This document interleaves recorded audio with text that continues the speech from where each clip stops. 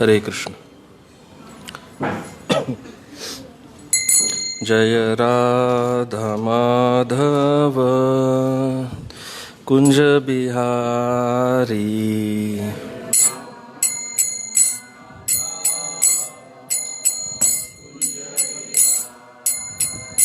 जय गोपी जन वल्लभ गिरिवरधारी,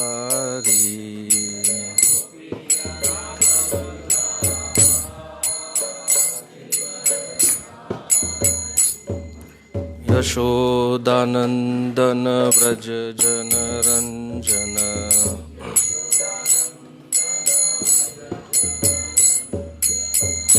यमुना तीर वनचारी,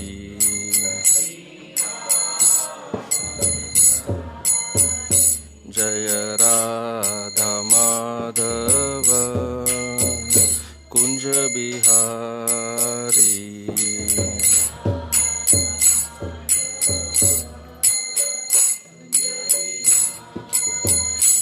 हरे कृष्ण कृष्ण कृष्ण हरे हरे, हरे राम राम राम हरे हरे।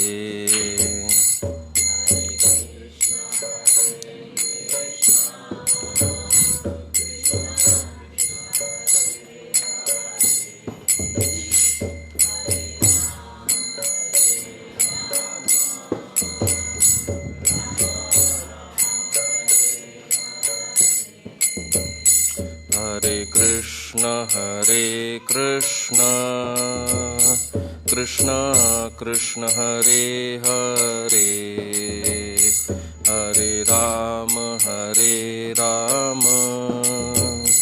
राम राम हरे हरे।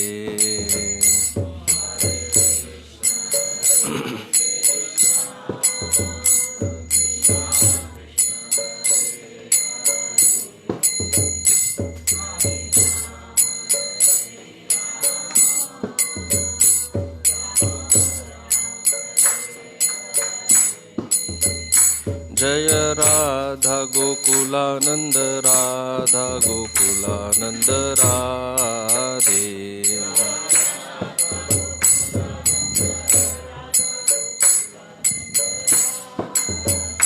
जय जगन्नाथ जगन्नाथ बलदेव जय सुभद्रा,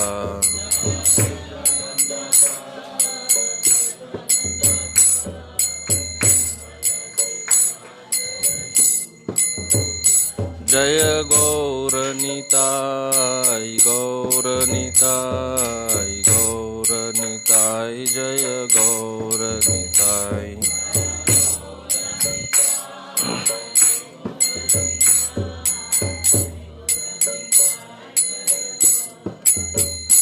जय जय प्रभुपाद प्रभुपाद प्रभुपाद जय जय प्रभुपाद।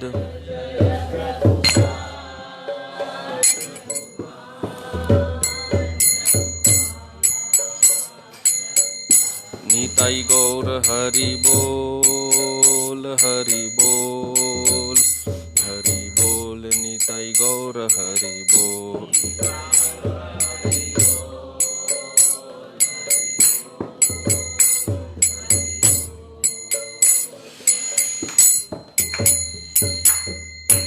जय ओम विष्णुपाद परमहंस परिव्राजकाचार्य स्तोत्र सत श्री श्रीमद् अभय चरणारविंद भक्ति वेदांत स्वामी श्रील प्रभुपाद की जय।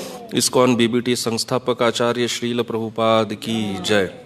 श्री श्री राधा गोकुलानंद भगवान की जय। श्री श्री गौर निताई की जय। श्री श्री जगन्नाथ बलदेव सुभद्रा देवी की जय। उपस्थित भक्त वृंद की जय। उपस्थित भक्त वृंद की जय। उपस्थित भक्त वृंद की जय। श्री श्री गुरु गौरांग की जय।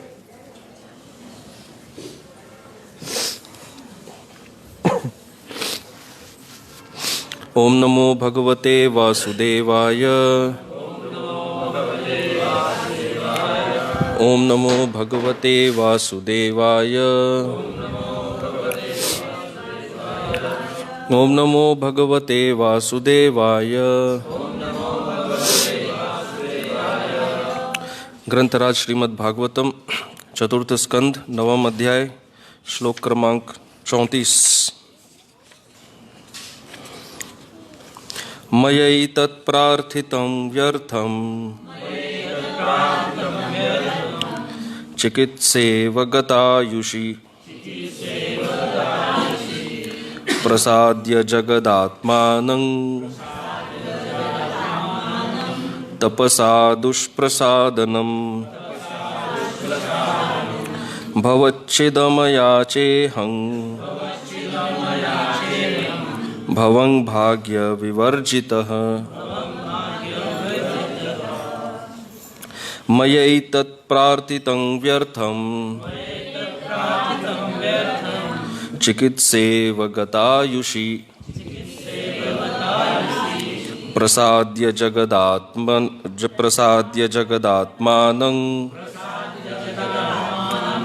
तपसा दुष्प्रसादनम् भवच्छिदमयाचेऽहं भवं भाग्यविवर्जितः। मयैतत्प्रार्थितं व्यर्थं चिकित्सेव गतायुषि प्रसाद्य जगदात्मानं तपसा दुष्प्रसादनम् भवच्छिदमयाचेऽहं भवं भाग्यविवर्जितः।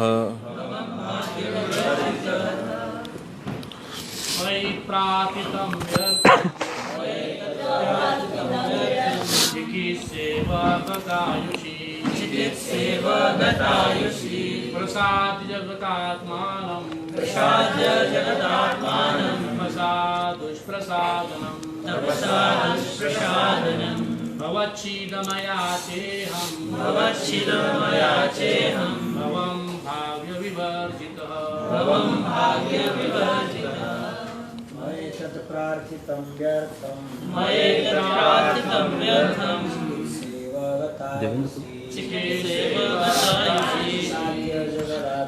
कब से वीडियो ब्लॉक हो जा रहा है, केबल का जरूरत नहीं है। इसको हटा सकते।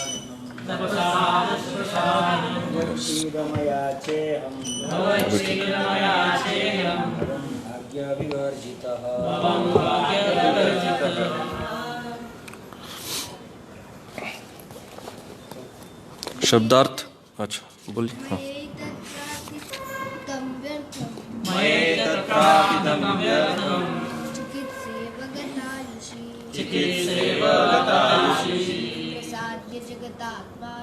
प्रसाद्य जगदात्मानं तपसा दुष्प्रसादनम् भवच्छिदमयाचेऽहं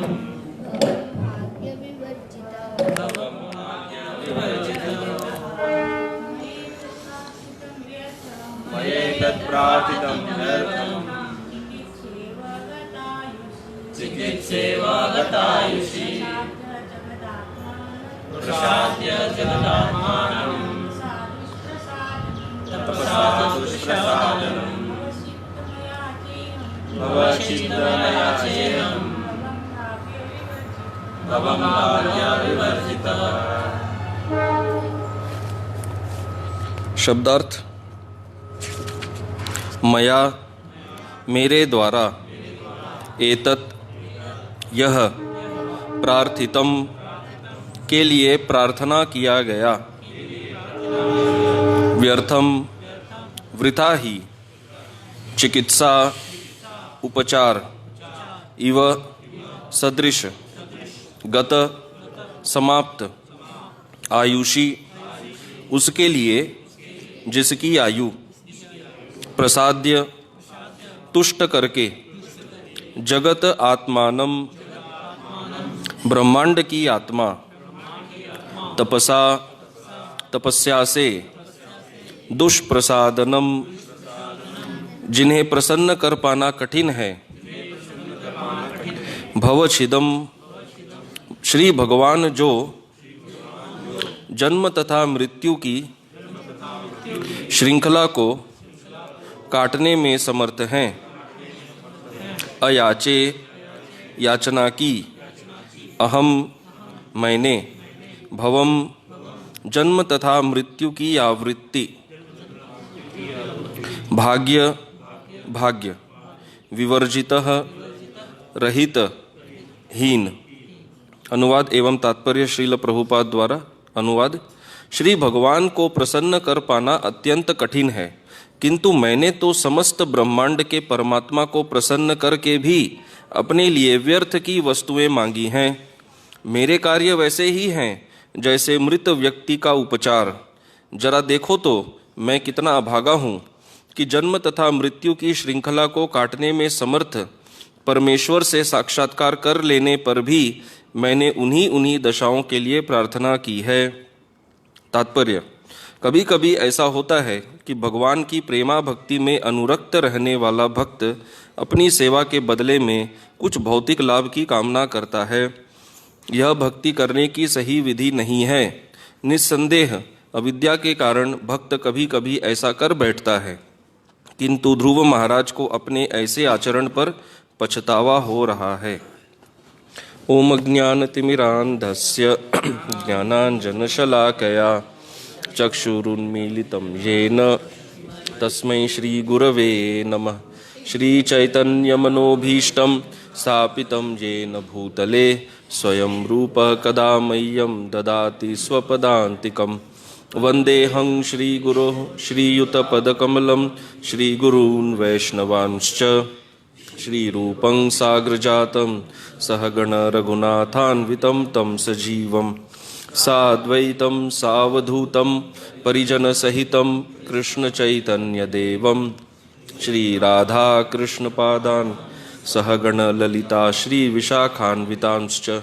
नमः ओं विष्णुपादाय कृष्णप्रेष्ठाय भूतले श्रीमते भक्तिवेदांत स्वामिन्निति नामिने। नमस्ते सारस्वते देवे गौरवाणी प्रचारिणे निर्विशेष शून्यवादी देशतारिणे। हे कृष्ण करुणा सिंधो दीनबंधो जगत्पते गोपेश गोपिका कांत राधा कांत नमोस्तुते। तप्त कांचन गौरांगी राधे वृंदावनेश्वरी वृषभानुसुते देवी प्रणमामि हरिप्रिये। वाञ्छाकल्पतरुभ्यश्च कृपा सिन्धुभ्य एव च पतितानां पावनेभ्यो वैष्णवेभ्यो नमो नमः। जय श्री कृष्ण चैतन्य प्रभु नित्यानंद श्री अद्वैत गदाधर श्रीवासादि गौर भक्तवृंद। हरे कृष्ण कृष्ण कृष्ण हरे हरे राम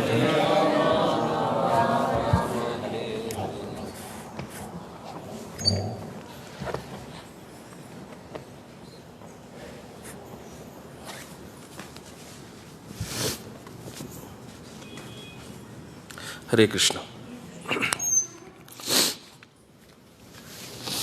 सभी भक्तों का हार्दिक स्वागत है।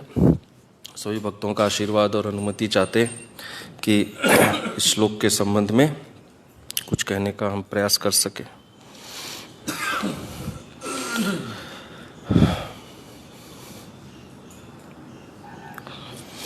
तो ध्रुव महाराज यहाँ पर पछतावा कर रहे हैं और श्रील प्रभुपाद स्पष्ट रूप से कह रहे हैं कि वास्तव में यह भक्ति करने की सही विधि नहीं है। तो फिर यह प्रश्न उठेगा कि यदि यह भक्ति करने की सही विधि नहीं है तो नारद मुनि ने उनको ऐसी विधि क्यों बताई? नारद मुनि तो आचार्य हैं। आचार्य को कौन सी विधि सिखानी चाहिए? सही विधि सिखानी चाहिए, गलत विधि तो नहीं सिखानी चाहिए। परंतु नारद मुनि ने जो विधि सिखाई थी वह विधि कार्य की, फलेन परिचीयते, और जो फल था भगवत प्राप्ति वो भी हुआ। तो थोड़ा ये चर्चा करने का प्रयास करेंगे कि ये जो एक विरोधाभास सा लगता है, इसका क्या समन्वय है कि एक तरफ ऐसी भक्ति करके ऐसी भक्ति व्यक्ति कर भी सकता है जिसमें वो इतने भौतिक इच्छाओं से आता है, फिर भी शुद्ध भक्ति की दृष्टि से वह सही विधि नहीं है, जैसा प्रभुपाद जी तात्पर्य में कह रहे हैं। तो वो थोड़ा समझने का प्रयास करते हैं। और ये जो ध्रुव महाराज पछतावा कर रहे हैं, इसका क्या महत्व है। तो श्रील जीव गोस्वामी ने इस विषय को बहुत सुंदर से एनालाइज किया है। तो इस तरह से समझाते हैं कि इस संसार में प्रत्येक जीव की अवस्था क्या होती है, एक ही होती है। वो अवस्था को कहते हैं परतत्व वैमुख्य, अर्थात जो संसार से परे जो तत्व है, जो आध्यात्मिक तत्व है, उससे वह विमुख होता है। विमुख होना अर्थात उसे उसमें कोई रुचि नहीं होती है, उससे कोई लेना देना नहीं है। ऐसे कई बार लोग कहते हैं ये भगवान वगैरह सब ठीक है अपनी जगह, हमें इनसे क्या लेना देना है। भगवान ने हमें शक्ति दिया है, भगवान ने हमें बुद्धि दिया है, जिससे हमें प्रगति करना चाहिए। तो परतत्व वैमुख्य ये संसार में जीव की अवस्था है। तो यदि जीव भगवान से विमुख है, तो विमुख होने के कारण उसको कोई ज्ञान नहीं है, और अब वो यदि उसको ज्ञान नहीं है, वो भूल गया है, तो स्वतः तो उसको ज्ञान नहीं आएगा। चैतन्य चरितामृत में कहा गया है, माया मुग्ध जीव नाही स्वतः कृष्ण ज्ञान। स्वयं से वो ज्ञान कैसे ले सकता है। इस संसार में कोई शिशु जब जन्म लेता है तो वह स्वतः ज्ञान तो प्राप्त नहीं कर सकता, भौतिक ज्ञान भी नहीं कर सकता, आध्यात्मिक तो बहुत दूर की बात है। हम सबको किसी ने सिखाया है, क ख ग घ ABCD सब कुछ सिखाया है, A to Z। कुछ भी ज्ञान हम तो लेकर नहीं आए हैं, हम वृत्तियां और संस्कारों को लेकर आए हैं, वो अवश्य लेकर आए हैं, परंतु इस संसार में कैसे रहना है वो ज्ञान तो हमें स्वतः नहीं है। और इस संसार से परे क्या है वो भी ज्ञान हमें नहीं है, क्योंकि हम परतत्व से विमुख है। तो अतः कृष्ण कृपा कोइला वेद पुराण। तो कहते हैं कि शास्त्रों का उद्देश्य क्या है। शास्त्रों का केवल एक ही उद्देश्य है, इस विमुख जीवात्मा को सम्मुख बनाना। जो परतत्व विमुख है उसको परतत्व के सम्मुख बनाना। सामुख्य मात्रम कर्तव्यम, एक ही कर्तव्य है। शास्त्र एक ही चीज पर कैसे न कैसे, ये न के न प्रकारेण, किस प्रकार से इसको भगवान के थोड़ा विमुख बनाया जाए, सम्मुख बनाया जाए, जो पहले से विमुख है। तो अब उसको जो विमुख है, जो पीछे मुड़ा हुआ है, उसको भगवान के तरफ कैसे लाया जाए। तो इसके लिए शास्त्र 3 मार्ग देते हैं, इस तरह से वो समझाते हैं। सबसे पहला है ज्ञान मार्ग। तो ज्ञान में क्या है, ज्ञान में उसको क्या प्राप्ति होती है, ब्रह्म का आविर्भाव, ब्रह्म की अनुभूति। ब्रह्म अर्थात भगवान के दिव्य देह का तेज, हाँ, उसकी आभा। इसको निर्विशेष रूप भी कहते हैं। निर्विशेष अर्थात जिसमें कोई वैरायटी नहीं है। जैसे प्रभुपाद जी शब्द यूज करते हैं वेराइजेटेड। प्रभुपाद के अंग्रेजी शब्द कुछ ऐसे हैं जो अपने आप में ही डिक्शनरी हैं। कितने डिक्शनरी में मिलता है ये सब शब्द पता नहीं। हमने इस्कॉन में आने से पहले वैरायटी सुना था, वेराइजेटेड ये इस्कॉन में ही सीखा। तो ब्रह्म में कोई वैरायटी नहीं है। और व्यक्ति को आनंद किस में प्राप्त होता है, वैरायटी में। अंग्रेजी में कहते हैं variety is the mother of enjoyment. तो जहां वैरायटी है व्यक्ति वहीं आनंद लेता है। तो निर्विशेष रूप ब्रह्म क्या आविर्भाव होता है उसके हृदय में, यह है ज्ञान मार्ग। तो कई बार भक्त लोग ज्ञान मार्ग मतलब ये सोचते हैं, ज्ञान मार्ग मतलब शास्त्र पढ़ना, सिद्धांत सीखना, इसको ज्ञान मार्ग बोलते हैं। शास्त्र में ये ज्ञान मार्ग नहीं है। ज्ञान मार्ग मतलब ब्रह्म की अनुभूति के लिए संपूर्ण वैराग्य का मार्ग, संपूर्ण वैराग्य, पूर्णतः वैराग्य। इस मार्ग को ज्ञान मार्ग कहते हैं। शास्त्र पढ़ने के मार्ग को ज्ञान मार्ग नहीं कहते। भगवान तो स्वयं गीता में कहते हैं शास्त्र उत्सृज्य, शास्त्र को त्याग कर कोई प्रसन्न नहीं रह सकता। दूसरा मार्ग है भक्ति का मार्ग। भक्ति के मार्ग में उसके हृदय में क्या होता है? भगवान का आविर्भाव होता है। जैसे ज्ञान मार्ग में ब्रह्म का आविर्भाव होता है, भक्ति में भगवान का आविर्भाव होता है। तो भगवान का रूप क्या है? सविशेष। सविशेष अर्थात फुल ऑफ वैरायटी, सब पूरा वैरायटी है। उन वैरायटीज का इस संसार में हम विकृत रूप देखते हैं, उनकी छाया मात्र देखते हैं। तो एक निर्विशेष और एक सविशेष, निर्विशेष ब्रह्म और सविशेष भक्ति। तो मूलतः मार्ग तो दो ही होते हैं, ज्ञान और भक्ति। लेकिन ज्ञान और भक्ति में प्रवेश करने के लिए भी एक मार्ग है। इन दोनों में प्रवेश पाने के लिए, किसी में भी प्रवेश पाने के लिए जो मार्ग है वो है कर्म अर्पण। तो कर्म अपने आप में कोई मार्ग नहीं है, इस संसार से परे लेके नहीं जा सकता कर्म। ब्रह्म या भगवान, भागवत के 11वें स्कंद में भगवान कहते हैं कि व्यक्ति को एक चुनना पड़ता है, ज्ञान नहीं तो भक्ति। तो कर्म अर्पण क्या है? वो इनके द्वार हैं, ज्ञान और भक्ति के। इसमें व्यक्ति कर्म के फलों को अर्पण करता है। अब प्रमाण क्या है कि ये 3 मार्ग हैं? तो 11वें स्कंद में भगवान श्री कृष्ण उद्धव जी से कहते हैं, योगास्त्रयो मया प्रोक्ता, कि मैंने योग के कितने मार्ग बताए हैं? त्रयो, 3 मार्ग। नृणाम श्रेयो विधित्सया, कि इससे मनुष्य श्रेय की प्राप्ति कर सकता है। 3 मार्ग मैंने बताए हैं जिससे व्यक्ति को श्रेय प्राप्ति होती है। कौन से 3 है? ज्ञानम कर्म च भक्तिश्च, ज्ञान कर्म और भक्ति। न उपाय, इन तीनों के अलावा कोई चौथा उपाय नहीं होता है। यही 3 मार्ग होते हैं, इनके अलावा श्रेय प्राप्ति का कोई अन्य साधन नहीं है। तो हम जानते हैं कि 4 पुरुषार्थ होते हैं। कौन से 4? धर्म, अर्थ, काम, मोक्ष। और इन चारों से परे चैतन्य महाप्रभु ने सिखाया है पंचम पुरुषार्थ, प्रेमा पुमार्थो महान। तो कौन से मार्ग, कौन सा पुरुषार्थ देते हैं? ज्ञान कर्म जो है वो केवल धर्म, अर्थ, काम, इस तरह से जीव गोस्वामी बातों को समझाते हैं। कर्म मार्ग में धर्म, अर्थ, काम इतना तक ही मिल सकता है, काम के परे नहीं। अब काम के परे है मोक्ष और मोक्ष के परे है कृष्ण प्रेम। तो कर्म मार्ग के बाद ज्ञान नहीं तो भक्ति, दोनों में से एक रास्ता तो चुनना पड़ता है। ज्ञान में कौन से पुरुषार्थ की प्राप्ति होती है? मोक्ष की प्राप्ति। और भक्ति में कौन से पुरुषार्थ की प्राप्ति होती है? प्रेम की प्राप्ति।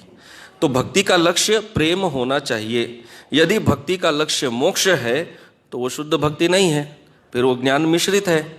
और यदि भक्ति के लक्ष्य में धर्म, अर्थ, काम है तो वो कर्म मिश्रित है। सिंपल, क्योंकि कर्म के ये 3 उद्देश्य हैं, धर्म, अर्थ, काम, ज्ञान का मोक्ष। तो इन चारों में से जितना मिश्रण भक्ति में रहेगा उस हिसाब से वो भक्ति मिश्र भक्ति कहलाती है। तो ये विषय यहां पर क्यों ले रहे? क्योंकि ध्रुव महाराज मिश्र भक्ति ही करने आए थे, शुद्ध भक्ति करने आए नहीं थे। तो ज्ञान मार्ग पहला। ज्ञान मार्ग के पात्र कौन होते हैं? सब बातें भगवान श्री कृष्ण 11वें स्कंद में समझाते हैं। 11वें स्कंद का 20वां अध्याय बहुत महत्वपूर्ण है।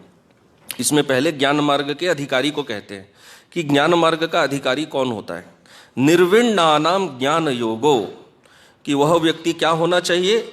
निर्विण्ण होना चाहिए। निर्विण्ण अर्थात क्या? अंग्रेजी में कहेंगे डिसइंटरेस्टेड, कोई रुचि नहीं। किसमें रुचि नहीं? तो जीव गोस्वामी कहते हैं ऐहिक पारलौकिक विषय प्रतिष्ठा सुखेशु विरक्तानाम। ऐहिक मतलब इस संसार का, पारलौकिक मतलब स्वर्ग इत्यादि के जो ऊपरी लोक हैं। इन दोनों लोकों में जो विषय भोग हैं, जो वहां प्रतिष्ठा मिलती है, कोई एक देवता बनना बड़ा प्रतिष्ठा वाला पोस्ट है, तो इस संसार के भी विषय और प्रतिष्ठा सुख से विरक्त। और पारलौकिक, यहाँ पारलौकिक मतलब वैकुंठ जगत नहीं, इस संसार में ही जो ऊपरी लोक है उनमें जो विषय और प्रतिष्ठा के सुख है, इनसे भी पूर्णतया विरक्त होना चाहिए। तो ये एलिजिबिलिटी है।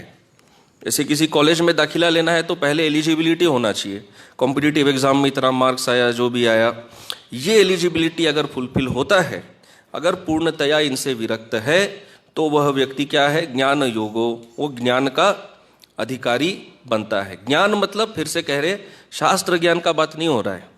ब्रह्म ज्ञान की प्राप्ति के लिए जो वैराग्य का मार्ग है उसको ज्ञान योग कहते हैं।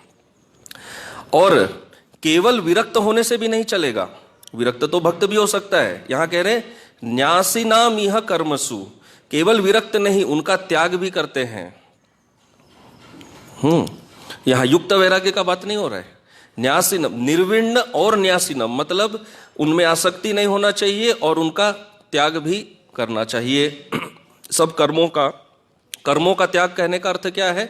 वेद में जो कर्म बताए गए हैं कर्म कांड अंतर्गत, ये सब का त्याग करना चाहिए, इनमें कोई रुचि नहीं होनी चाहिए, क्योंकि कर्म कांड विषय भोग की प्राप्ति के लिए होते हैं। और यदि ये व्यक्ति कर्म कांड में रुचि लेता है तो इसको विषय वस्तु चाहिए, फिर तो वो ज्ञान योग का अधिकारी हुआ ही नहीं, विषय भोग से पूर्णतया विरक्त। तो ये होता है ज्ञान मार्ग के पात्र। अच्छा, कर्म मार्ग के पात्र कौन होते हैं? उसके लिए कहते हैं भगवान तेषु अनिर्विण्ण। ज्ञान मार्ग के लिए कहते निर्विण्ण, जो पूर्णतया विरक्त, और कर्म के लिए कहते अनिर्विण्ण चित्तानाम, जो अपने चित्त में इनसे अभी भी क्या है? आसक्त है, जो आसक्ति त्याग नहीं किया है। कर्म योगस्तु कामी नाम, और वह कामी है, वो विषय वस्तु का भी त्याग नहीं करता है और उनसे आसक्ति भी त्याग नहीं करता है। ऐसा व्यक्ति किस मार्ग का अधिकारी है? कर्म मार्ग। तो अभी यहां पर दो एक्सट्रीम है, जो पूर्णतया आसक्त है उसके लिए कर्म मार्ग है, और जो पूर्णतया विरक्त है उसके लिए ज्ञान मार्ग है। तो कर्म मार्ग में क्या समस्या है? कर्म मार्ग मतलब हम साधारण तौर से सोचते हैं कोई ऑफिस में काम करना, बिजनेस करना, कर्मयोगी, वो नहीं। कर्म योग मार्ग मतलब जो वैदिक क्रियाएं हैं कर्म कांड की, उन क्रियाओं का जो पालन करते हैं वो कर्म मार्ग है। कोई भी जॉब बिजनेस करना वो नहीं हुआ कर्म मार्ग। कर्म अर्थात स्पष्ट रूप से कहा गया है वैदिक क्रियाओं का पालन करना। तो वैदिक क्रियाएं क्या है? वेद में यज्ञ बताए जाते हैं। आज इतने यज्ञ कौन अच्छे से कर सकता है? तो वो मार्ग में भी अपनी कठिनाई है। और ज्ञान मार्ग में पूर्णतया वैराग्य चाहिए, वो दूसरा एक्सट्रीम है, वो भी कठिन है। तो अब हमारी समस्या क्या है? हम ज्ञान मार्ग के लाभ को चाहते हैं कि भाई ये संसार से हमको भी मुक्ति मिले, और हम आसक्ति को भी पूर्णतया त्याग नहीं कर सकते। तब अब भगवान बताते हैं चलो एक बीच का मार्ग। बीच का मार्ग क्या? जिसमें आसक्ति को पूर्णतया छोड़े नहीं है, लेकिन जिनमें विषय भोगों को छोड़े नहीं है, लेकिन उतने ज्यादा आसक्त भी नहीं है जितना कर्मी होता है। कर्म मार्ग वाला जितना आसक्त होता है उतना आसक्त नहीं होने का, और ज्ञान मार्ग वाला जितना विरक्त होता है उतना विरक्त भी नहीं होने का, मतलब बैलेंस्ड पाथ, न पूर्णतया आसक्त न पूर्णतया विरक्त। तो यह है बैलेंस्ड पाथ, बीच वाला मार्ग। और यह बीच वाला मार्ग क्या है? यह भक्ति का मार्ग है। तो उसके लिए भगवान क्या कहते हैं? भक्ति में आसक्ति और विरक्ति ये मूल कंडीशन नहीं है। आसक्त होना भक्ति के लिए डिस्क्वालिफिकेशन नहीं है, और विरक्त होना भक्ति के लिए क्वालिफिकेशन भी नहीं है। भक्ति का क्वालिफिकेशन क्या है? यदृच्छया मत कथादौ जात श्रद्धस्तु यह पुमान। जो यदृच्छया अर्थात किसी सौभाग्य से जब किसी को भगवत भक्त का संग प्राप्त होता है और उससे हृदय में श्रद्धा उत्पन्न होती है, वो कथा सुनता है मेरी, उसके हृदय में श्रद्धा उत्पन्न हो जाती है। न निर्विण्णो न अतिसक्तो, न वो ज्ञान मार्गी जितना निर्विण्ण है, न उतना बड़ा वैरागी है, न अतिसक्त, न कर्म मार्ग वाला जितना आसक्त है। दोनों ही में ही क्या है? वो बैलेंस्ड है। भक्ति योगोस्य सिद्धिदः। ऐसे व्यक्ति को कौन सा मार्ग सिद्धि दे सकता है? भक्ति योग उसको सिद्धि प्रदान कर सकती है, ऐसे व्यक्ति को जो बीच रास्ते वाला है। और आज के समाज में अधिकतर ये बीच रास्ता ही संभव है, अन्य दोनों एक्सट्रीम कर्म और ज्ञान अति कठिन है। तो अब ये बीच का मार्ग हो गया भक्ति वाला मार्ग। तो कौन भक्ति कर सकता है? ज्ञान मार्ग में कौन ज्ञान मार्ग का पालन कर सकता है? जो पूर्णतया वैराग्य है। तो साधारण तौर पर ज्ञान मार्ग गृहस्थों के लिए नहीं होता, ऋषि मुनियों के लिए केवल होता है, वही ऐसे वैराग्य का पालन कर सकते हैं। और कर्म मार्ग के लिए बहुत धन इत्यादि ये सब चाहिए, इन यज्ञ अनुष्ठान इत्यादि करने के लिए।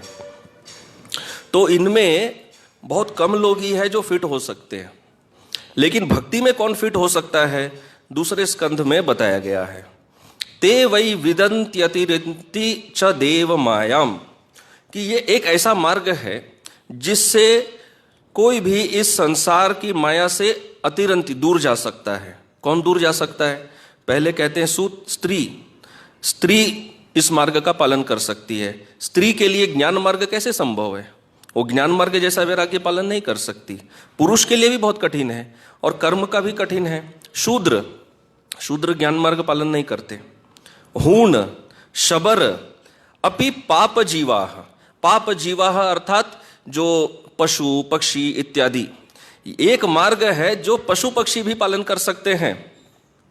और हम शास्त्रों में ऐसे उदाहरण सुनते हैं कि कोई चूहा ऑल्टर में घूम रहा था और एक दीपक जल गया पूंछ से, और उसको क्या मिल गया? हाँ, किसी को वैकुंठ की प्राप्ति हो गई, कोई अगले जन्म में कोई राजा बन गया, कोई रानी बन गया, उसने भक्ति का पालन किया। परंतु ज्ञान ये संभव नहीं है। कोई पशु ज्ञान मार्ग के लिए वैराग्य का पालन नहीं कर सकता, वो तो जानता ही नहीं है वो चीज क्या होता है। और पशु कोई यज्ञ तो नहीं कर सकते, परंतु ये मार्ग स्त्री शूद्र हूण शबर पाप जीव सब के लिए है। यद्यद्भुत क्रम परायणशील शिक्षा, लेकिन इसमें क्या करना होगा? जो भगवत भक्त परायण है उनसे शिक्षा लेना होगा। मतलब जो इस मार्ग पर पहले से चल रहे हैं और बहुत प्रगत है, उनके पद चिन्हों पर चले तो संभव है। हाँ, शिक्षास तिर्यक होता है पशु योनि।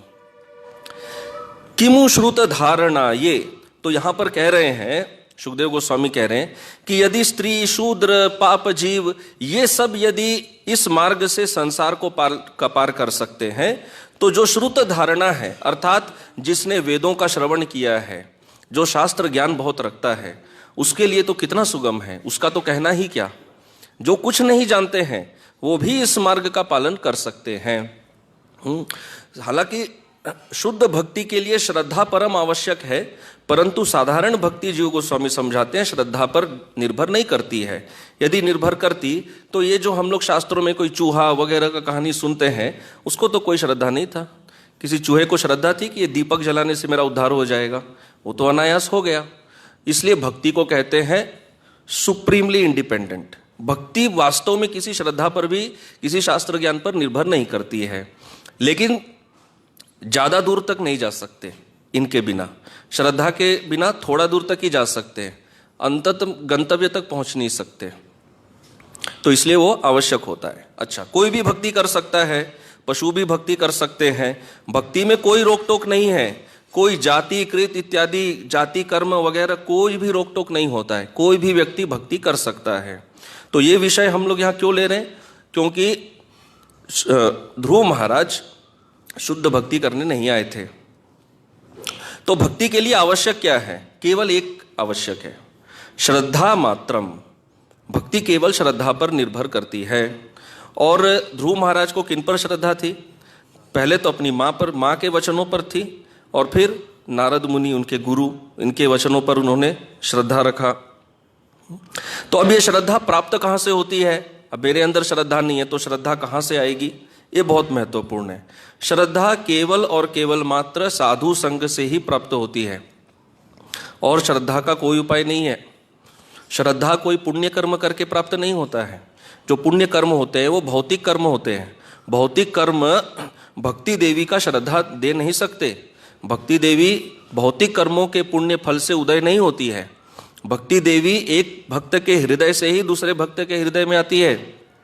वो भक्त की इच्छा पर निर्भर करता है। वो जिनको प्रचार करे, जिनको ज्ञान दे, उनके अंदर श्रद्धा इस कृपा से उत्पन्न हो जाती है।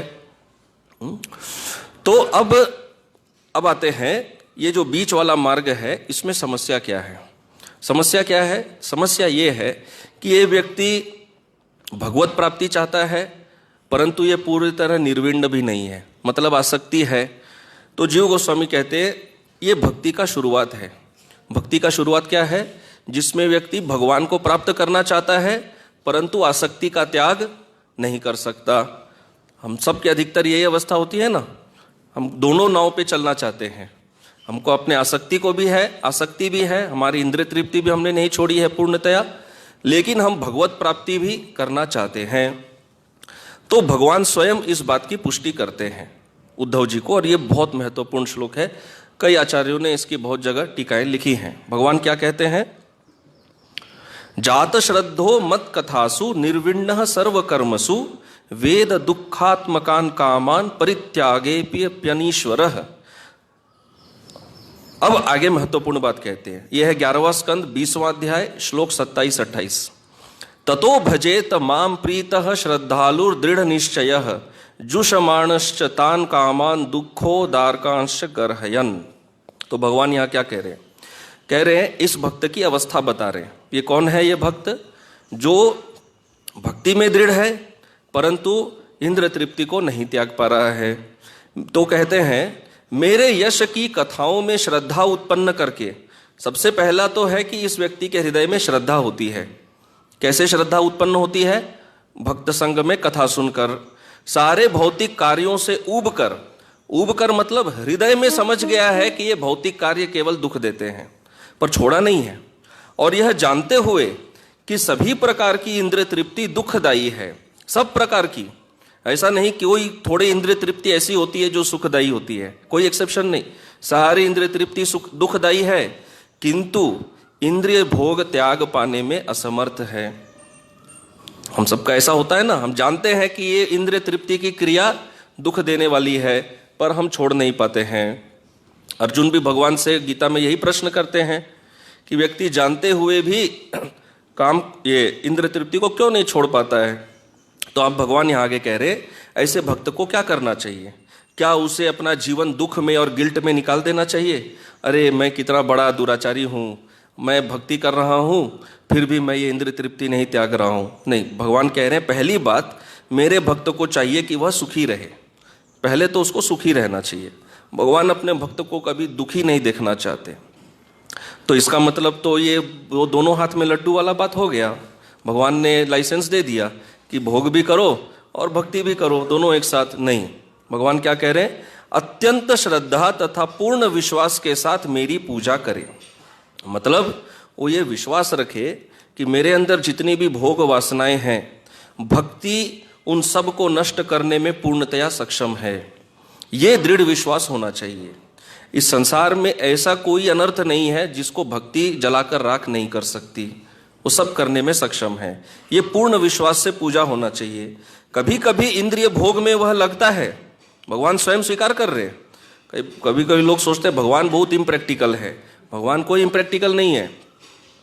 गीता में भगवान ने इतना डिटेल में नहीं समझाया है, तो उद्धव गीता पढ़ना चाहिए, वहाँ हर बात को बहुत विस्तार में समझाए हैं। भगवान स्वयं कह रहे कि ऐसा व्यक्ति इंद्रिय भोग में कभी कभी लगता है, वह जानता है कि समस्त प्रकार की इंद्रिय तृप्ति का परिणाम क्या है? दुख है, और वह ऐसे कार्यों के लिए सच्चे दिल से पश्चाताप करता है। ये महत्वपूर्ण है। भक्ति में पूरा दृढ़ विश्वास के साथ लगे, लेकिन ये न समझे कि ये इंद्रिय तृप्ति का अभी हमको क्या मिल गया है? लाइसेंस मिल गया है।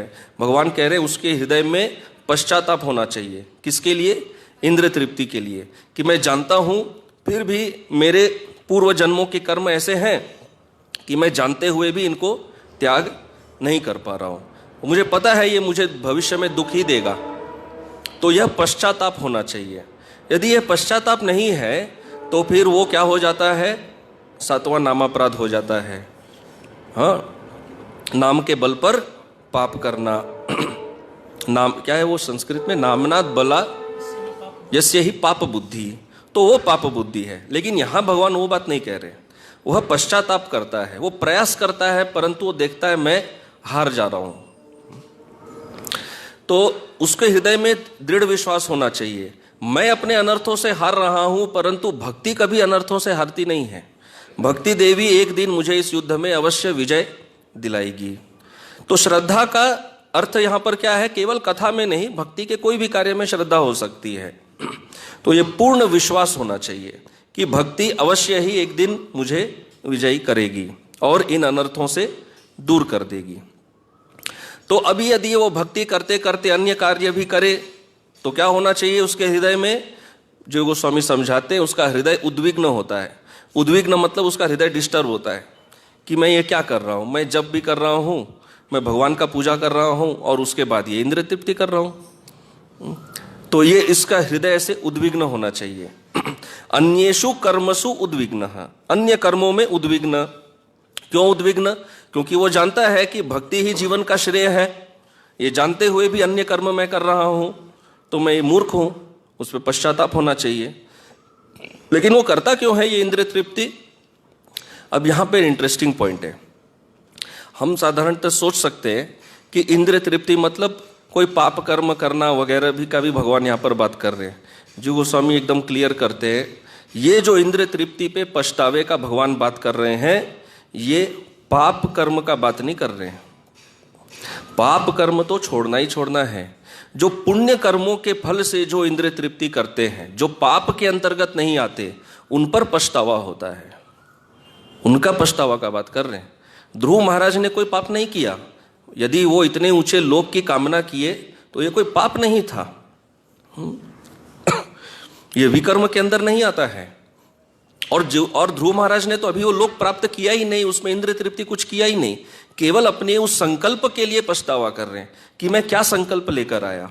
परंतु फिर भी था वो इंद्रिय तृप्ति का ही संकल्प, प्रभुपाद जी स्पष्ट बताते हैं तात्पर्यों में, लेकिन वो पाप के अंतर्गत नहीं आता है। तो यहां कह रहे जो पूर्वकृत पुण्य कर्मों के फल से जो हम इंद्रिय तृप्ति करते हैं, उन पर पछतावा होना चाहिए। पाप को तो त्यागना ही त्यागना है। और उसको भी अगर नहीं त्याग पा रहे हैं तो फिर और बहुत ज्यादा पछतावा होना चाहिए। लेकिन इतना पछतावा नहीं होना चाहिए कि भक्ति से श्रद्धा या दृढ़ विश्वास चला जाए। कोई ऐसा पुण्य, कोई ऐसा पाप नहीं है जिसको भक्ति देवी नष्ट नहीं कर सकती है। ये श्रद्धा बहुत महत्वपूर्ण है। तो उसको ये सत्य जानना चाहिए कि इंद्रिय तृप्ति केवल दुख देती है। और भगवान कहते हैं ऐसा व्यक्ति किसका पात्र है? भगवान कहते हैं ऐसा ही व्यक्ति भक्ति का पात्र है। यदि वो आरंभ से ही पूर्णतया वैरागी होता तो वो भक्ति में रुचि नहीं लेता, वो ज्ञान मार्ग में रुचि लेता। कई लोग होते हैं जिनको अपने वैराग्य का बड़ा अहंकार होता है, तो भक्ति में उतना रुचि नहीं लेते, हृदय उतना द्रवित नहीं होता है। और कोई कर्म में रुचि जिनको बहुत आसक्ति है, वो भी भक्ति में रुचि नहीं ले पाएंगे। तो भक्ति का पात्र कौन है? ये बीच वाला व्यक्ति जो भगवत प्राप्ति चाहते में रुचि रखता है लेकिन आसक्तियों को नहीं त्याग पा रहा है। तो जब नारद मुनि आए थे ध्रुव महाराज के पास, तो ध्रुव महाराज ने भी उनको यही कहा ना कि ये सब ज्ञान आप जाके किनको दीजिए। ध्रुव महाराज ने कहा वो जो ब्राह्मण लोग हैं ना, उनको ये सब ज्ञान आप दीजिए, जो ज्ञान मुझे दे रहे हैं, मुझे ये सब बातें मत बोलिए। तो उनको अपना आसक्ति था, लेकिन नारद मुनि के वचनों पर भी पूर्ण श्रद्धा थी और उनका जो गोल था इतना डिटर्मिनेशन था। तो भगवान एग्जैक्टली यही बात बोल रहे हैं, फुल्ली डिटरमाइंड इन भक्ति, और जो आसक्ति को नहीं त्याग पा रहा है। लेकिन भक्ति के उच्च अवस्था में ऐसा नहीं होता है। भक्ति रसामृत सिंधु में भी टीकाओं में जीव गोस्वामी और विश्वनाथ चक्रवर्ती ठाकुर भी टीका में समझाते हैं, ये भक्ति का स्टार्टिंग स्टेज है। भक्ति का शुरुआत ऐसे ही होता है, दोनों युक्त रहते हैं, भगवत प्राप्ति की इच्छा और आसक्ति। ये आरंभिक अवस्था है भक्ति की। तो अब ये प्रश्न उठेगा, भाई आरंभ अवस्था में इतना आसक्ति है, क्या ऐसा भक्त अनन्या भक्ति भी कर सकता है, शुद्ध भक्ति भी कर सकता है? कर सकता है। ज्ञान मार्ग में ये संभव नहीं है, कर्म में संभव नहीं है, भक्ति में संभव है। तो भक्ति क्या है? पूर्ण रूप से स्वतंत्र। वह किसी आसक्ति से भक्ति किसी आसक्ति, विरक्ति वगैरह किसी श्रद्धा पर भी भक्ति निर्भर नहीं करती है। भक्ति में प्रगति के लिए श्रद्धा आवश्यक है, परंतु भक्ति अपने आप में श्रद्धा पर निर्भर नहीं करती है। क्यों? भक्ति देवी भगवत भक्त से ही श्रद्धा भी दिलवा देती है, वो सब कर देती है। इसलिए भक्तों को क्या कहा जाता है? कहते हैं ना, बस आप आकर कथा में बैठिए। कभी ये कहते हैं कि कोई कंडीशन है, कोई एलिजिबिलिटी है, ये लेकर आइए, वो लेकर आइए, ऐसा व्यक्ति आ सकता है, ऐसा नहीं आ सकता है। कहते हैं बस कथा में बैठिए। प्रभुपाद जी क्या कहते हैं? Just chant Hare Krishna, just do this, just do that. तो ये जस्ट का क्या अर्थ है? कि भक्ति में कोई एलिजिबिलिटी नहीं होता है, भक्ति किसी पर निर्भर नहीं करती है, वह पूर्णतया स्वतंत्र है। जीव गोस्वामी कहते हैं स्वतः शक्तिमत्वेन अन्य निरपेक्षत्वात्, वह स्वतः पूर्ण शक्तिमान है। जैसे भगवान पूर्ण स्वतंत्र है, भगवान की भक्ति शक्ति भी पूर्णतया स्वतंत्र है, वो किसी पर निर्भर नहीं करती है। यहाँ तक कि भक्ति देवी भी भगवत भक्तों की इच्छा के हिसाब से कार्य करती है, भगवान के नहीं। भक्ति देवी पूर्णतया स्वतंत्र है, भक्त जिसको प्रचार करना चाहे करते हैं। भक्ति देवी भगवान से परमिशन नहीं लेती है कि इस व्यक्ति को भक्त बनाना चाहिए या नहीं बनाना चाहिए। तो अब ये प्रश्न उठेगा कि भक्ति के पूर्व में ये जो कर्म का आसक्ति है, क्या ये दूर करना आवश्यक है? तो ये आवश्यक नहीं है। क्यों आवश्यक नहीं है? जब हृदय में श्रद्धा उत्पन्न होगी ये आसक्ति स्वयं ही चली जाएगी। परंतु ज्ञान मार्ग में क्या होता है, ये आसक्ति को त्याग पहले करना पड़ता है, फिर एंट्री करना पड़ता है। दरवाजे के अंदर प्रवेश करने से पहले उनको छोड़ के अंदर जाना पड़ता है। पहले वैराग्य करो, फिर उस मार्ग का पालन करो। भक्ति देवी क्या कहती है, आप बस अंदर आ जाओ, आपका आसक्ति विरक्ति वगैरह सब हम टेक केयर कर लेंगे, आप बस भगवत कथा में रुचि लो, सब टेक केयर हो जाएगा, कोई चीज का चिंता नहीं करना है। तो बस ये विश्वास होना चाहिए। लेकिन अब यहां थोड़ा टेक्निकल बात है। जब भगवान भक्ति का अधिकार कहते हैं, उसमें भी भगवान कहते हैं निर्विण्णः। ज्ञान मार्ग में भी भगवान ने कहा था निर्विण्णः, उसको वैराग्य होना चाहिए, और भक्ति के अधिकार में भी कहते हैं निर्विण्णः। तो ये दोनों में भेद क्या है? भेद ये है, जीव गोस्वामी कहते हैं ज्ञान में जब भगवान निर्विण्ण कह रहे हैं वो कंडीशन बता रहे हैं, पहले निर्विण्ण हो फिर इस ज्ञान मार्ग का पालन करो। भक्ति में जब भगवान निर्विण्ण कह रहे हैं वो कहते हैं आप कथा सुनो, भक्ति देवी आपको निर्विण्ण बनाएगी, वो आपका सब कर देगी, कोई चिंता करने की आवश्यकता नहीं है। तो ये दोनों में भेद होता है। तो ऐसा जो भक्त है जो बीच रास्ते पे चल रहा है, जिसने स्टार्ट किया है, जो भक्त भी बनना चाहता है लेकिन इंद्र तृप्ति भी त्याग नहीं कर रहा है, तो ये श्लोक में भगवान श्री कृष्ण ने उसके लिए 3 बातें महत्वपूर्ण कही। क्या? ततो भजेत माम प्रीतः श्रद्धालुर दृढ़ निश्चयः। 3 चीज उसके हृदय में होना चाहिए, तब वो ये बीच वाला मार्ग पालन करेगा। कौन से 3? पहले कहते हैं श्रद्धालु। श्रद्धालु अर्थात विश्वासवान, उसे इस पर श्रद्धा, भक्ति पर श्रद्धा होनी चाहिए, पहली बात। दूसरा प्रीतः। प्रीतः का अर्थ क्या कहते हैं कि सेवा में जो रुचि प्राप्त होती है उस रुचि में उसको आसक्ति होना चाहिए। मतलब रुचि अर्थात स्वाद, सेवा के स्वाद में आसक्ति होना चाहिए। तो मैं जब ये तैयार कर रहा था तो मुझे आनंद प्रभु का ऑफरिंग याद आ रहा था। तो प्रभु जी बता रहे थे ना कि प्रभुपाद जी आसक्त नहीं थे, अंत समय में उन्होंने क्या कहा, नो डिजायर। तो नो डिजायर फॉर व्हाट? अभी कोई पूछे अरे प्रभुपाद को जीवन के सर्वोच्च अवस्था में समाधि में सेवा का ही डिजायर नहीं है, ऐसा कैसे? नहीं, उस सेवा की जो पर्टिकुलर क्रिया है उसमें आसक्ति नहीं है, लेकिन जीव गोस्वामी प्रीतः का अर्थ देते हैं सेवा का जो स्वाद होता है वो स्वाद में आसक्ति होना चाहिए, नहीं तो वो नहीं सेवा को आगे कर नहीं पाएगा। सेवा के स्वाद में आसक्ति होना बहुत महत्वपूर्ण है। यही तो हमको सेवा में टिका के रखता है ना। प्रभुपाद जी कहते हैं मैंने इन शिष्यों को कोई धन पैसा नहीं दिया, फिर भी ये लोग 24 घंटे सेवा करते हैं, तो कुछ तो मिल रहा है। वो शुद्ध भक्त हो ना हो, हर भक्त, कोई भक्त 15-20 साल से भगवान का नाम ले रहा है तो भले ही वो शुद्ध भक्त ना हो लेकिन उसको कुछ तो स्वाद मिल रहा है, नहीं तो दिन प्रतिदिन 2-2 घंटा कोई कैसे दे सकता है। तो सेवा की रुचि में आसक्ति, ये स्वाद में उसको आसक्ति होना चाहिए। और तीसरा दृढ़ निश्चय। तो दृढ़ निश्चय का साधारण तौर से अर्थ है डिटरमाइंड होना, लेकिन जीव गोस्वामी बहुत स्पेसिफिक डेफिनेशन देते हैं। दृढ़ निश्चय का अर्थ वो कहते हैं ऐसा भक्त जो साधन करता है, भक्ति में जो साधना करता है, साधना कभी भी भंग नहीं होना चाहिए। ये वो दृढ़ निश्चय का अर्थ कहते हैं, साधन भंग नहीं होना चाहिए। आज जप किए कल जप नहीं किए, वैसा नहीं होना चाहिए, साधन भंग नहीं होना चाहिए। ये है दृढ़ निश्चय कि यदि मेरी वासनाएं मुझे सता रही है, मेरे अंदर अनर्थ है, मैं इंद्र तृप्ति त्याग नहीं कर पा रहा हूं, ठीक है, लेकिन इंद्र तृप्ति त्याग नहीं कर पा रहे इसका मतलब ये नहीं कि जपमाला को ही त्याग कर दे। क्या फायदा हो रहा है जप करके, ये देखो ये जप करके मेरा इंद्र तृप्ति तो जा नहीं रहा है, नहीं, तो फिर श्रद्धा में कमी है। ये श्रद्धा पूरा होना चाहिए। इस संसार का ऐसा कोई मैल नहीं है जो भक्ति देवी जिसको साफ नहीं कर सकती। यहां तक कि भागवत में क्या कहा गया है आरंभ में कि जब कोई व्यक्ति भागवत कथा सुनने का निश्चय करता है तभी भगवान उसके हृदय से मैल साफ करना दूर कर देते हैं। कथा में आके बैठना तो बहुत आगे की बात है, केवल इस निश्चय से ही भगवान प्रसन्न हो जाते हैं। तो इंद्र तृप्ति वो क्यों नहीं छोड़ रहा है? तुरंत वो त्याग नहीं कर पा रहा है।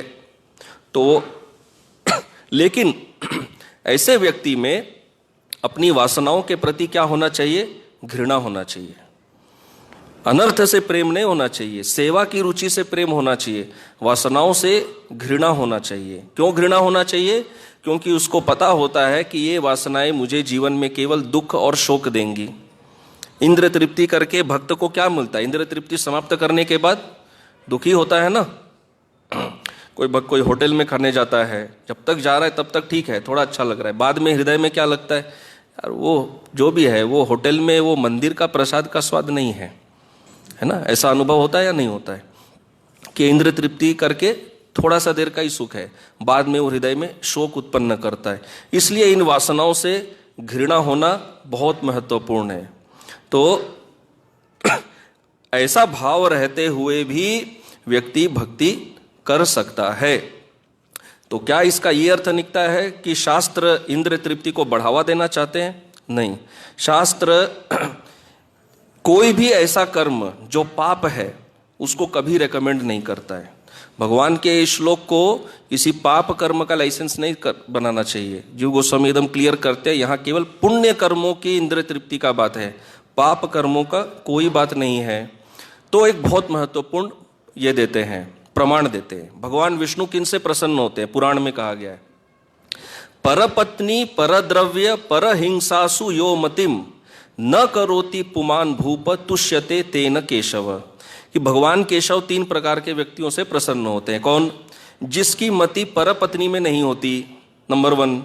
दूसरा, जिसकी मति परद्रव्य में नहीं होती, परद्रव्य अर्थात अन्य व्यक्ति का धन जो उस पर आंख नहीं लगाता है। और तीसरा, परहिंसासु, जो किसी अन्य जीव पर हिंसा वृत्ति नहीं रखता है। ऐसे व्यक्ति से भगवान प्रसन्न होते हैं। तो ये तो पाप कर्म हो गए। तो भगवान कभी ये नहीं कहते कि वो भक्ति भी करता है और पाप में भी रुचि लेता है, नहीं। तो इसका मतलब यदि कोई भक्त भक्ति करते हुए भी कोई पाप कर्म करता है तो हमें उनकी निंदा करनी चाहिए? फिर नहीं, भगवान गीता में कहते हैं स्ट्रिक्टली फॉरबिडन। अपि चेत सुदुराचारो, यदि बहुत दुराचारी भी है लेकिन भजते माम अनन्य भाग, जब तक वो मेरा अनन्य भजन में है, साधु रेव स मंतव्य, उसको साधु समझो। क्यों? सम्यक व्यवसितो ही सह, वह पूर्ण रूप से मेरी भक्ति और सेवा में क्या है? वह लगा हुआ है। लेकिन यहां पर सुदुराचारों का बात कह रहे हैं, वो दुराचारी है। तो यहां पे भी वही बात हो जाएगा कि ये भी बढ़िया लाइसेंस है, दुराचार और भक्ति बढ़िया हो गया। जीव गोस्वामी कहते नहीं, भगवान यहां पर केवल ऐसे व्यक्ति के अनादर का दोष बता रहे हैं। क्यों अनादर? क्योंकि यदि हम ऐसे भक्त का अनादर करते हैं तो इसका मतलब यह है कि हमें भी भक्ति पर श्रद्धा नहीं है। हमें यह श्रद्धा नहीं है कि वो जो दृढ़ता से भक्ति कर रहा है वो भक्ति उसके अनर्थ को नष्ट कर देगी। हमें यह श्रद्धा भक्ति पर ही नहीं है। तो हम जब इसका अनादर कर रहे हैं तो हम किसका अनादर कर रहे हैं? हम भक्ति का ही अनादर कर रहे हैं कि भक्ति कमजोर है, भक्ति इसको साधु नहीं बना सकती। भगवान कहते हैं वो साधु है। वो क्यों साधु है? क्योंकि अगले श्लोक में कहते हैं कि क्षिप्रम भवति धर्मात्मा, वो बहुत जल्दी क्या बनेगा? धर्मात्मा बनेगा। तो जीव गोस्वामी कहते हैं इनडायरेक्टली भगवान ऐसे भक्त को भी इंडिकेशन दे रहे हैं कि 9.30 ही मेरा गीता का लास्ट श्लोक नहीं था, उसके आगे मैंने और एक बात बताया। क्या? यदि आप सुदुराचारी है, यदि मैं सुदुराचारी हूं, अगले श्लोक में क्या कह रहे हैं? मुझे क्या बनना है? धर्मात्मा बनना है। दुराचारी होते हुए ही यदि धर्मात्मा हो जाए तो इस श्लोक की कोई आवश्यकता ही नहीं पड़ती। तो धर्मात्मा तो बनना पड़ेगा, लेकिन चूंकि दृढ़ता से भक्ति कर रहे हैं तो उस पर पूर्ण विश्वास होना चाहिए और अन्य भक्त को भी विश्वास होना चाहिए कि जब तक ये पूर्ण दृढ़ता से भक्ति कर रहा है, साधन भजन कर रहा है, तो कोई अनर्थ इसका कुछ बिगाड़ नहीं सकता। इसलिए भगवान कहते हैं कौन्तेय प्रतिजानी ही न मे भक्त प्रणश्यति। इस संसार में कोई इतना बड़ा अनर्थ नहीं है जो भक्त का सर्वनाश कर सके। कोई अनर्थ भक्ति पर कभी भारी नहीं पड़ता। भक्ति सदैव अनर्थों पर भारी रहती है। भक्ति उनको जलाकर नष्ट कर देगी, परंतु उसमें थोड़ा समय लगता है। तो यहाँ पर ध्रुव महाराज के उदाहरण से बहुत महत्वपूर्ण शिक्षा है कि इंद्र तृप्ति पर क्या होना चाहिए? पछतावा होना चाहिए। ध्रुव महाराज का लेवल तो बहुत हाई है, वो तो केवल अपनी इच्छा और संकल्प पर ही इतना पछतावा कर रहे हैं। तो कम से कम इंद्रिय तृप्ति जो करते हैं उन क्रियाओं पर, उन आसक्तियों पर तो बहुत पछतावा होना चाहिए, लेकिन इतना पछतावा, इतना गिल्ट में नहीं कि भक्ति ही ढीला पड़ जाए। सदैव ये श्रद्धा होना चाहिए कि भक्ति हमें अवश्य ही सारे अनर्थों के सागर से उबार कर इस संसार के पार भगवत धाम अवश्य ले जाने में पूर्णतया समर्थ है। ये दृढ़ विश्वास यदि है तो विश्वनाथ चक्रवर्ती ठाकुर कहते हैं कि मैंने जितने पाप किए, जितने भी अपराध किए, मैं उनके लिए नरकों में रहने तैयार हूँ, परंतु मैं कभी भी भगवान का, भक्ति का और भक्त का त्याग नहीं करूँगा। चाहे मैं कितना ही कमज़ोर हूँ, लेकिन मैं इनको कभी नहीं छोड़ूंगा। प्रभुपाद जी इसलिए कहते हैं कि मैंने ये जो नौका दिया है, ये ISKCON संस्था का नौका, या कोई भी प्रामाणिक वैष्णव संप्रदाय में जो भी संस्था हो, जो भी पद्धति हो, एक बार जब उसमें बैठे, प्रभुपाद क्या कहते हैं, now don't get out of it. ये नौका अवश्य पार ले जाएगी, बीच में ऊपर नीचे होता रहेगा, क्योंकि संसार के जो वेग है वो इसको ऊपर नीचे करते हैं, परंतु ये नौका इतना सक्षम है, कोई इससे खुद गिरना चाहे तो अलग बात है, लेकिन ये नौका कभी इतना नहीं पलटेगा कि किसी को गिरा देगा, ये संभव नहीं है। जो नौका में बैठा, यदि वो बैठा रहे तो अवश्य ही पार जाएगा। जैसे ध्रुव महाराज यहाँ पर दिखा रहे हैं, इतना बड़ा लोक का इच्छा लेकर आए थे, लेकिन स्टार्टिंग भक्त 6 महीना में भगवत प्राप्ति किया। संस्था में कोई भक्त यदि आए और बोले 6 महीना में मुझे भगवान का दर्शन हुआ, हम उसको क्या बोलेंगे? क्या सहजिया बात कर रहा है, कुछ भी बोलेंगे। हाँ, लेकिन यहाँ पर प्रमाण है 6 महीने में होता है। हम लोग कभी कभी कहते हैं ये 15 साल का भक्त है, ये 20 साल का भक्त है। भक्ति में ये 15-20 मैथमेटिक्स नहीं चलता, भक्ति केवल श्रद्धा पर निर्भर करती है। यहाँ श्रद्धा जितना ज़्यादा है, आउटपुट उतना फास्ट होता है। तो यहाँ पर विराम देते हैं। सभी भक्तों का बहुत बहुत धन्यवाद। श्रील प्रभुपाद की जय, ग्रंथराज श्रीमद् भागवतम की जय, गौर प्रेमानंदे, हरि हरि बोल।